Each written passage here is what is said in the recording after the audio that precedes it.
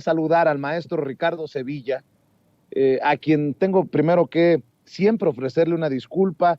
Me he extendido mucho en este contexto para darle la bienvenida, porque hay tanto material, pero sé que él me entiende. El maestro Ricardo Sevilla es periodista independiente, escritor, columnista del diario Basta y orgullosamente miembro de esta familia sin censura, porque él le va a venir a poner la cereza a este pastel que acabo de poner sobre la mesa. Más de 20 portadas de medios de comunicación hicieron su habitual nado sincronizado a favor de los, iba a decir de los malandros, pero luego se ofenden. Iba a decir de los racistas, pero luego se ofenden. Iba a decir de los clasistas, pero también se ofenden. Iba a decir de los cretinos, pero digamos de los participantes y organizadores de la marcha. Y obviamente nos tiene que hablar de José Woldenberg, el que fuera presidente del Instituto Federal Electoral, maestro sensei del hoy consejero presidente del Instituto Nacional Electoral, Lorenzo Córdoba, porque hay que recordar qué significa esa finísima persona. Ya se nos olvidó que en algún momento se vendió el padrón electoral y terminó en manos peligrosas. ¿Cuál es el papel que jugó José Woldenberg en ese acontecimiento extraño, por decir algo? Mi querido Ricardo Sevilla, te saludo con mucho gusto. Buenos días, maestro. Buen día, querido Vicente, público memorioso, y sí, orgullosamente de formar parte de la familia sin censura, aunque se enojen los bots que todavía están ahí dando pataleos en las redes sociales. Aquí estamos en este medio de comunicación libre como el viento. No les digas racistas, no les digas clasistas, querido Vicente, diles luchadores sociales, como le gusta a Claudio X González que lo denominen, y es que son epígonos de Claudio X González, este sujeto que ya lo vimos en un video ayer que circuló en redes sociales, despreciando, desdeñando a una persona, a un adulto mayor que se acercó ahí para pedirle ayuda y le dijo, ahí te va una nadita, queriendo decir una lanita. Le dio un billete de 200 pesitos este personaje abyecto. Y es que a Claudio X González jamás le ha interesado defender el bienestar gremial y multitudinario. No, lo que a Claudio y a la élite que representa siempre le ha interesado es una sociedad sin oposición. Y esta élite no quiere oposición, Vicente, porque la oposición significa un peligro para sus privilegios. Pero ¿sabes qué? En el fondo, ellos saben perfectamente que esta élite es la auténtica amenaza, y lo es porque una clase social empeñada, obstinada en perpetuar sus privilegios es definitivamente y a todas luces un peligro para México. Desde luego que ellos no lo reconocerán, desde luego que la élite lo negará. Gustavo de Hoyos y Claudio, el dúo dinámico de los fideicomisos, dirán que sí les importa el pueblo, dirán que sí les interesa defender a la población, pero no es así. Ellos van por todos los foros fifís diciendo que son defensores de la democracia, pero esas son solo palabras, o en el peor de los casos, palabrería hueca y superficial que intenta encubrir sus más lóbregos intereses, y sus intereses, Vicente, son tan claros como sanguinarios: seguir sangrando el presupuesto, seguir entregando obra pública por adjudicación directa, seguir endeudando al país y despilfarrar los recursos de la nación. Por más que ayer en los medios de comunicación corporativos hayan sacado más de 20 portadas dedicadas a la marcha en defensa del INE que está usted viendo en este momento en su pantalla, el pueblo no se chupa el dedo. El pueblo sabe perfectamente quiénes son los dueños de estos medios de desinformación. El pueblo sabe que no hay interés en develar reportajes de investigación. El pueblo sabe que detrás de esas portadas se ha invertido muchísimo dinero. Ya vimos cuánto cobran en Eje Central de Raimundo Rivapalacio, aquí se los pusimos. Ya vimos cuánto cobran en el Animal Político de Daniel Moreno Chávez, aquí le dimos los datos duros. Dinero que quién sabe, en una de esas, querido Vicente, podría haber venido del erario. Y es que vimos gorras, pancartas, playeras, mantas y toda clase de artículos publicitarios de muy buena calidad circulando plétoramente en esa marcha. Y también vimos a Lía Limón, la alcaldesa de Álvaro Obregón, repartiendo gorras y playeras, y uno se pregunta, ¿habrá comprado esos productos con el dinero que cobra como alcaldesa o los habrá comprado con el dinero de la alcaldía? Son dos cosas completamente distintas, pero como estos personajes han hecho fama y uno ya no sabe qué pensar, pues bueno, hay que seguirlos exhibiendo, porque al revisar a los personajes que marcharon el domingo, uno se va de espaldas. José Woldenberg, Roberto Madrazo, Miguel Ángel Osorio Chong, Javier Lozano, Elbester Gordillo, Silvano Aureoles, Fernando Belauzarán, Fernando García Ramírez. Caray, uno diría que se reunió ahí el Dream Team de la corrupción, la crema innata de los traidores a la patria, pero los columnistas de los medios de comunicación corporativos no hacen mención de la biografía de ninguno de estos tranzas, de estos trácalas, de estos racistas. Nadie habla de Pepe Woldenberg, este sujeto que actualmente es proveedor del Tribunal Electoral del Poder Judicial de la Federación, este personaje que fue puesto en ese cargo durante el priato, que lo soportaron ahí Carlos Salinas de Gortari, Ernesto Zedillo, este personaje que fue amigo de Fernando Gutiérrez Barrios, el primer presidente, consejero presidente del desaparecido IFE, transmutado ahora a Instituto Nacional Electoral. Quien no sepa, quien no recuerde la biografía de Fernando Gutiérrez Barrios, que le eche un ojito. Ahí están incluso los mismos televisos en Amazon Prime. Hicieron recientemente una especie de serie sobre Fernando Gutiérrez Barrios. Entonces, échenle un ojito y se van a dar cuenta quién era de los amigos de Pepe Woldenberg.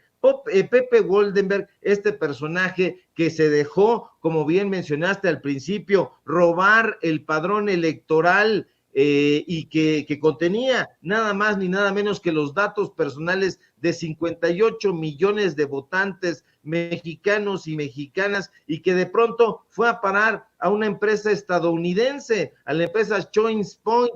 Ese es Pepe Woldenberg, ese personaje que el domingo dijo, no vamos a permitir que el padrón electoral se traslade a otras instituciones. Imagínate el descaro. No van a permitir que se traslade, claro, pero si hay $250,000 de por medio, puede ser que sí, que fue lo que costó esa transición de los datos de los votantes a ChoicePoint. Ese es Pepe Woldenberg. Pepe Woldenberg, que ahora está, después de haber criticado a Fernando Belauzarán en la huelga del 2000, ahora está gritando consignas con este porro, este personaje, Pepe Woldenberg, que ha dejado toda dignidad atrás y que ahora se retrata con Sandra Cuevas. Ese sujeto es el defensor, el ultradefensor de la democracia. Pero ¿sabes qué es lo peor, querido Vicente? Que estos personajes no quieren aceptar que son un atajo de rapaces.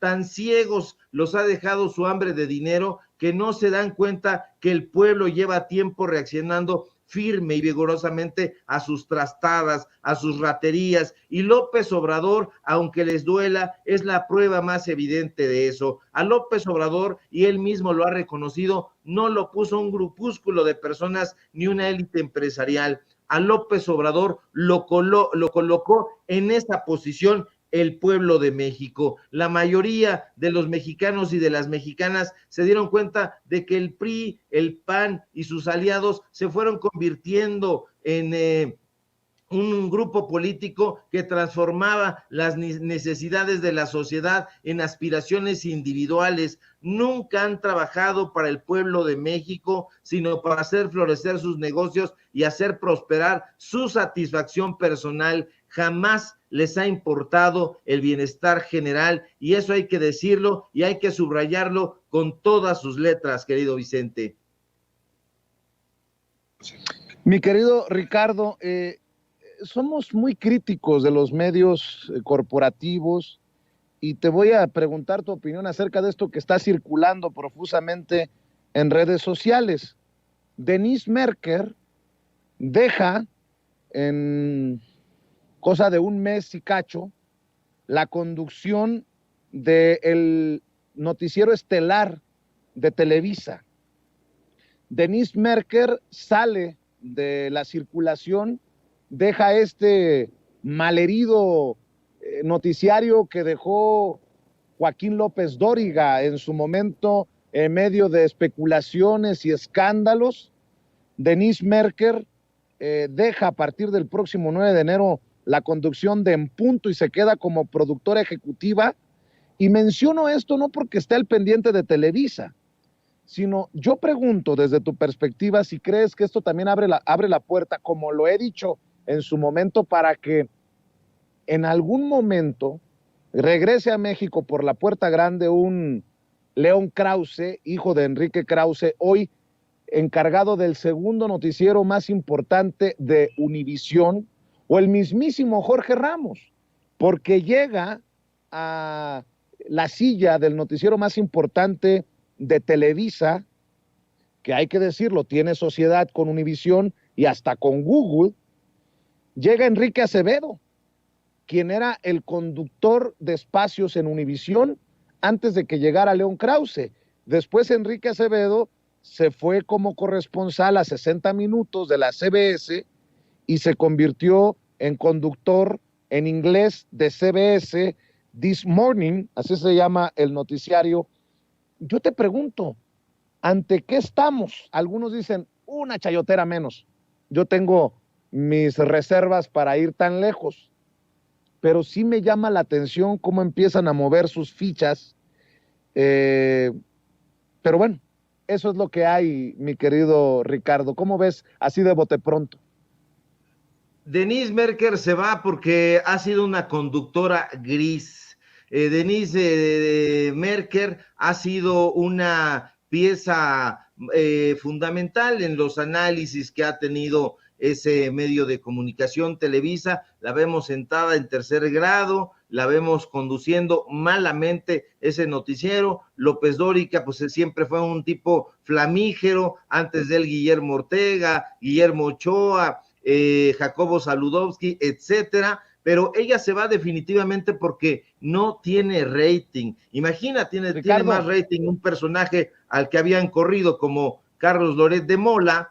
Entonces se va sencillamente por eso. Ahora, era la mirada de los intelectuales orgánicos la única que se tenía durante sexenios. Estos pseudointelectuales, estos pseudoperiodistas merecen el repudio generalizado, y me aventuro a decirlo y a proponer que lo merecen porque sucumbieron al dinero, sucumbieron al chayote, a vender su pluma y su conciencia al mejor postor. Hermano, maestro Ricardo, perdón que te interrumpa, pero ojo que podrían ser la misma burra pero revolcada o peor, porque me acaba de recordar, perdón por interrumpirte, maestro, pero esto es importante. Me acaba de recordar el querido Toño Ruiz, que Enrique Acevedo en su momento fue colaborador de Latinus, de Carlos Loret de Mola y de Broso. Ojo con eso. Sí, por supuesto, y justamente eso es a lo que voy. Se va Denise Merker, insisto, porque no jala la audiencia, no tiene este contacto. Entonces van a traer fichas más pesadas, más vigorosas. No es que ya se vaya a acabar eso, sería lo ideal, lo deseable, pero yo coincido plenamente en lo que dice Toño Ruiz, en lo que comentas tú. Estos personajes, pues no hay que lanzar campanas al vuelo, van a tratar de robustecer su oferta de desinformación. Estos periodistas, llamémosle así, entre comillas, saben que su crecimiento depende de la represión de la verdad, y eso es lo que están haciendo y eso es lo que van a hacer. Van a sustituir esta pieza, esta ficha, llamémosle así, para que venga otro personaje a suprimir la verdad, porque ellos saben muy bien aquella frase de que la verdad hará al pueblo libre, y no quieren que el pueblo esté libre. Estos periodistas orgánicos, porque no solamente ha sido intelectuales orgánicos como Barta, Waldemar, Krause, Aguilar Camín, sino también ha habido periodistas orgánicos, pudieron utilizar su bagaje para concientizar al pueblo y para lograr un cambio benéfico para la sociedad mexicana, pero no lo hicieron y no lo van a hacer. Han preferido atascarse los bolsillos de dinero que acompañar al pueblo en sus luchas, y eso lo hace simple y llanamente un atajo de traidores a la patria. Ahora bien, afortunadamente en este momento la capacidad intelectual, la capacidad cognitiva de la sociedad ha crecido enormemente, y esas capacidades, querido Vicente, público memorioso, le han dado al pueblo la posibilidad de discernir. La gente ya no se traga cualquier mentira ni pica el anzuelo de la desinformación, y en los medios de comunicación alternativos, independientes, yo me atrevo a decir muy orondamente que estamos preparados para enfrentar ese desafío, para enfrentarlos con datos duros, para enfrentarlos con periodismo de investigación. Así que no cabe agüitarnos, al contrario, están trayendo esas piezas porque ven que nuestros medios están creciendo y que estos personajes ya no gozan de ningún tipo de credibilidad y mucho menos de popularidad. ¿Existe riesgo de que se infiltre gente de Latinus de regreso a Televisa, mi querido Ricardo? No sé si algún día le dé a Carlos Loret de Mola para regresar a Televisa, creo que no, creo que ni siquiera a Broso. Al final, pues está al tiempo para verse, pero Enrique Acevedo fue colaborador de Latinus, y en su momento uno de los aplaudidores principales de Latinus ha sido León Krause, quien comparte páginas en el Washington Post con Loretito, con los montajes. Y ante esas posibilidades estamos, por estas sociedades que están haciendo Televisa, Univisión, ahora en más, junto a Google, mi querido Ricardo. O sea, no es poca cosa. Yo sé que me van a decir, oye, Vicente, no le des vuelo a esto, no les des publicidad. No, es estar señalando qué personajes están al frente de estos espacios, que son los que gozan de todo el presupuesto, de las empresas que reciben la mayor cantidad de millones todavía del presupuesto de publicidad oficial del gobierno de la República. Así que creo que es de interés público hablar, ¿no?, de esto. Por supuesto, no es menor, como tú bien apuntas, querido Vicente. Hay que estar muy alertas y hay que prevenir al público, a las audiencias. ¿Cuál es la biografía de estos personajes? Pregunta si hay posibilidades de que regresen de manera encubierta, infiltrada, personajes de Carlos Loret de Mola a ese medio de comunicación de Latinos. Por supuesto que sí. Hay que recordar que este personaje que hace los reportajes especiales para Latinos formaba parte hasta hace unos meses de Televisa. No tiene mucho de haberse incorporado a Latinos. Entonces ahí tienen un comercio intelectual, un comercio periodístico, un comercio informativo todavía muy abierto. Es muy probable que no regrese Carlos Loret de Mola, como tú bien apuntas, pero hay posibilidades infinitas de que se hagan trabajos aliados, de que se siga trabajando, y sobre todo ya hacia el final del sexenio. Hay que recordar que ahora Televisa pues está muy callado, tal como está callada su corresponsal en las mañaneras,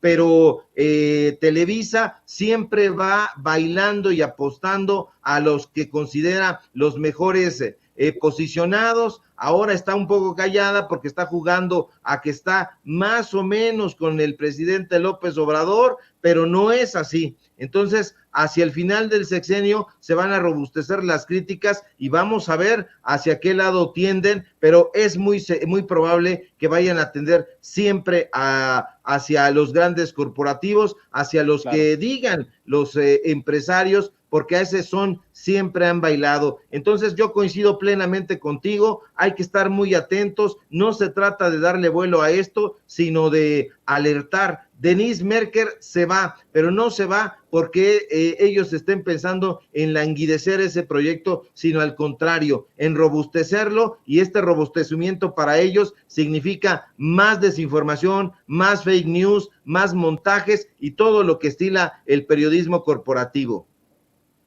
Nada más por no dejar y para cerrar, mi querido Ricardo Sevilla, el periódico El País ha publicado hace unos minutos esto sobre el caso de Televisa.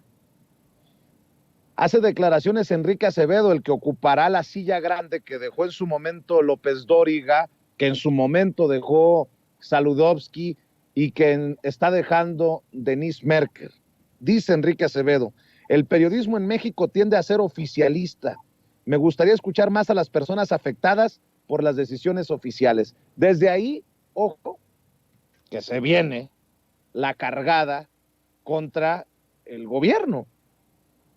¿Oficialista? ¿De qué me habla? Si en Televisa están los Leo Zuckerman, los Raimundo Rivapalacio. ¿De qué me habla Enrique Acevedo? Dicen en el periódico El País, Enrique Acevedo se encargará desde el 9 de enero del principal informativo de Televisa, una de las cadenas en español más grandes del mundo, a sus 44 años. Dice este periodista mexicoamericano que la oferta le llegó por sorpresa. Desde Miami, donde vive, cuenta que estaba concentrado desde hace años en hacer periodismo en inglés para CBS como el primer corresponsal latino del prestigioso 60 Minutos. El ofrecimiento que le hicieron no es de los que se pueda dejar pasar fácilmente. El de las 22:30 es el noticiero más visto de la televisión abierta en México, con emisiones que promedian los 8 millones de espectadores cada noche según la empresa. El espacio fue considerado por décadas como un altavoz del poder y una herramienta de control y golpe a la oposición, un papel que ha tratado de cambiarse desde hace años. Acevedo comenzó su trayectoria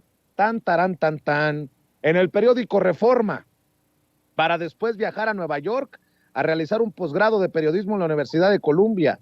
Tras su estancia en la prestigiosa universidad, pasó 3 años en Televisa y de ahí saltó a Estados Unidos, primero a Telemundo y en 2011 a Univisión.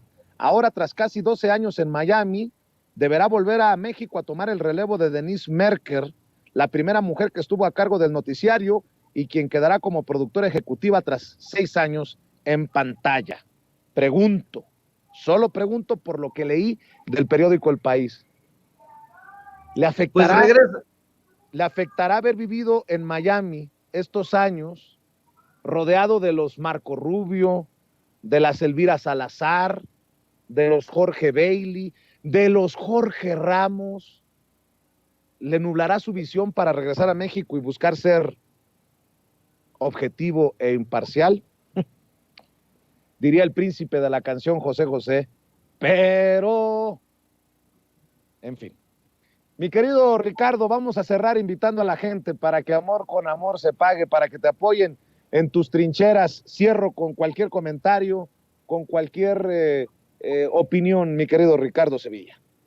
Claro que sí, querido Vicente, no le va a nublar la visión a Acevedo porque regresa a casa, esa visión la tuvo desde siempre. Hay que recordar que el periódico de Junco de la Vega tiene una escuela de periodismo. Si tú egresas de una universidad pública o privada, no importa, recién egresadito, ellos te meten a su escuela de periodismo para que te formen editorialmente, opinativamente en la ruta de ese periódico, que es un periódico de corte corporativo y que sigue específicamente las reglas y la ruta de Alejandro Junco de la Vega. Entonces, si él se formó en esa escuela de periodismo, no tiene la visión empañada ahora en Miami, sino la empañó desde el comienzo. Si también estuvo en Televisa, bueno, regresa a casa, solo que ahora más robustecido en la beligerancia, más robustecido en este convivio que ha tenido con